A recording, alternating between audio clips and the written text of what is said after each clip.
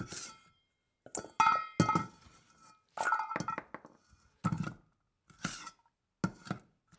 I'm Jen of Ovenly Delights, and in this video I'm going to share with you my all-time favorite snack.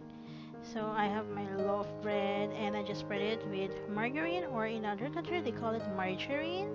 Just spread it evenly in the bread, and this is what margarine in the Philippines looks like, or margarine. In the other plate, I have my 1/4 cup of white sugar.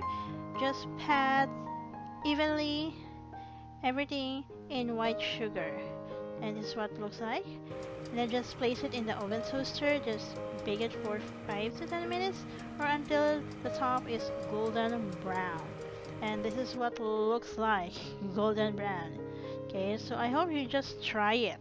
Okay, it's so very very delicious. Thank you for watching this video. I hope you like it, and please don't forget to subscribe. God bless.